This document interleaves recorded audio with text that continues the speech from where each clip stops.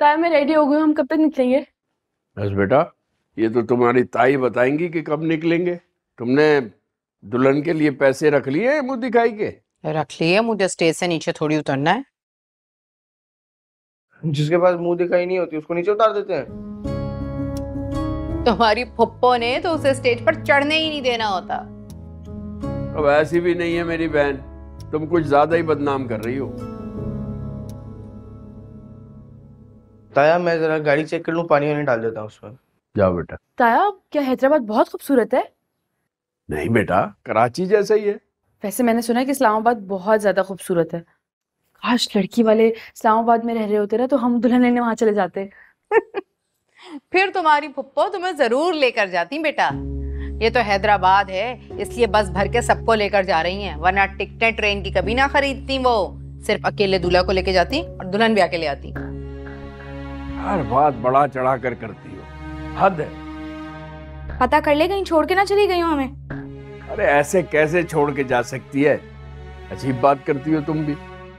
अरे शौकत साहब, 1 minute late होने पे 10 दफा फोन करती हैं वो। पता करें कहीं छोड़कर ही ना चली गई हो। तुम खुद तो हो ही बदगुमान, बच्चियों का दिल भी खराब करती हो खानदान की तरफ से। इसमें दिल खराब करने की क्या बात है? और हो सकता है भाई हमें तपाने के लिए छोड़कर चली गई हो। तुम्हें लगता है कि मेरी बहन ऐसी छोटी हरकत करेगी कि अपने सगों को छोड़ जाए?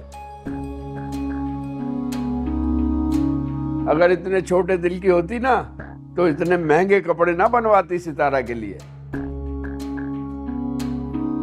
ठीक कह रहे हैं आप ताया, फुप्पो मेरे लिए तो बहुत अच्छा और बहुत महंगा जोड़ा लेकर आई हैं। तुम्हें कैसे पता कि महंगा है? क्योंकि मैं खुद मॉल गई थी और मैंने वहां देखा था ऐसे कपड़े बहुत महंगे थे। हाँ तो तुम्हारे लिए सेल में से लिया होगा। भाई जैसे भी दिया होगा, तुम्हारी तरह पुरानी साड़ियां तो निकाल के नहीं दी ना बच्ची को। नहीं ताया, वो साड़ियाँ मेरी अम्मी की हैं जो मैं पहनूंगी। ताई ने बहुत अच्छा किया कि वो मुझे दे दी।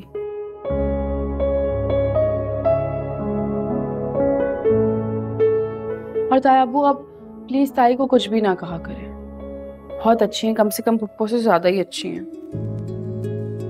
अरे मैं तो ऐसे ही कह रहा था कि इन्होंने पैसे खर्च नहीं किए, बच्ची को बस पुराने कपड़े थमा दिए। कहा ना, मेरी अम्मी की चीजों के बारे में कुछ नहीं कहें, बहुत कीमती है मेरे लिए। अच्छा बेटा, जाओ फिर जोहेब को देखो जाके। ठीक है।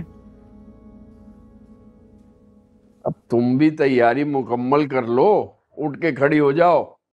तैयार हूँ, बस ये सामान रख रही हूँ। अस्सलाम वालेकुम। वालेकुम सलाम जी। सलमान है घर पे? आप कौन? मैं सलमान का दोस्त हूँ, मुलाकात हो सकती है? दरअसल हमारे घर शादी चल रही है और सलमान अम्मी को लेके मार्केट गया है।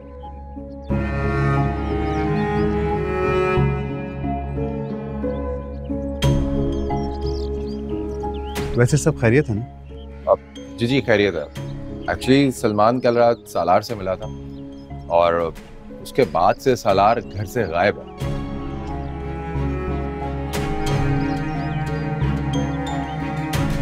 हाँ, सलमान मेरे ही शादी का इनविटेशन लेकर गया था सलार की तरफ, लेकिन सलार को तो शायद कनाडा निकलना था तो उसने माजरत कर ली थी। कनाडा?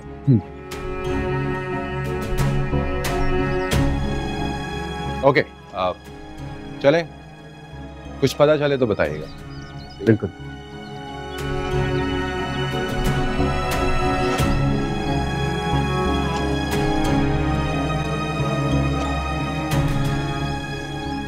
ये क्या बात हुई जोहेब, वहां ड्रॉप करके आ जाओ कि तुम साथ नहीं चल रहे हो क्या?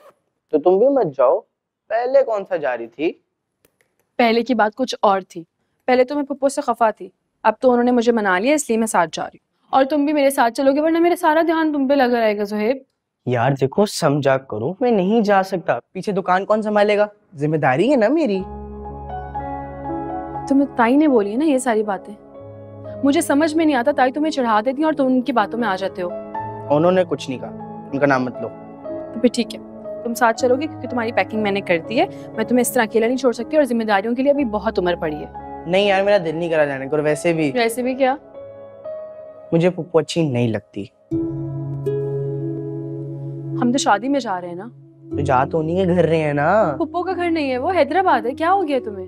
लेकिन जो भी है, वहां भी पुप्पो की वही आंखें होंगी, बिला वजह नजर लगाती हैं। कौन सी नजरें, कौन सी आंखें, क्या बात कर रहे हो?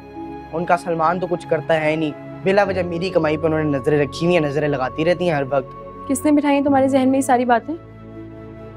तो क्या पुप्पो ऐसी नहीं है? ये सब एक जैसे। पुप्पो कोई अकेली नहीं है। तो जाओ मिलो फिर उनसे, मुझे नहीं मिलना उन जैसे लोगों से। मर्जी है तुम्हारी, बहस करवा लो तुमसे बस। ओहो, तुम दोनों लड़ना बंद करो और चलो, अभी बाहर भी 1 घंटा लगेगा। चलो चलो सामान ले आओ मेरा बाहर।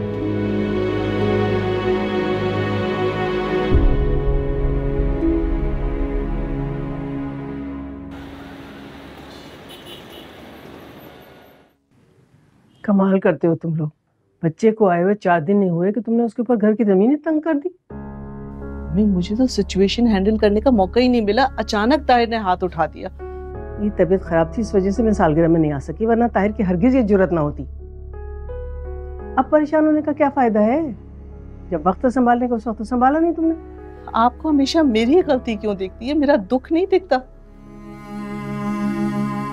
इसलिए बेटा कि तुम्हारी गलती तुम्हारे दुख से ज्यादा बड़ी है। मैंने हमेशा तुमसे यही कहा कि उसके फेलियर को उसके बाप से मत छुपाओ, लेकिन तुमने मेरी एक ना मानी। जब भी उसके स्कूल का रिजल्ट आता था तुम उसको यहाँ छोड़ जाती थी मेरे घर पर। मैं तो उसके फायदे के लिए उसे छुपाती थी, वरना ताहिर तो उसका सर तोड़ देते। तुम उसके फायदे के लिए उसको छुपना सिखा रही थी और उसने अपने फायदे के लिए भागना सीख लिया। इसमें क्या फायदा है? ये तुम खुद से पूछो बेटा, खुद से पूछो ना, उसके छुपने में क्या फायदा था भला? आप तो जानती हैं ताहिर का गुस्सा, वो इतने बुरे ग्रेड्स देखकर कैसे रिएक्ट करते हैं आपको पता है? नहीं समझ में नहीं आता। सारे माँ बाप अपने बच्चों को बड़े से बड़े फेलियर का सामना करना सिखाते हैं और तुम हो के अपने बाप से छुपना सिखा रही हो फेलियर के ऊपर। ये कोई बात है? तो क्या करती मैं? इतने गिरे हुए मार्क्स के साथ मैं ताहिर के सामने खड़ा कर देती उसे। हाँ कर देती ना, क्या हो जाता? बाप था, मार तो नहीं देता जान से। आप नहीं जानती अम्मी, अगर मैं इन दोनों के दरमियान एक सेफ्टी वॉल नहीं बनाती तो ये एक दूसरे के जान के दुश्मन हो जाते। क्या पता दोस्त बन जाते।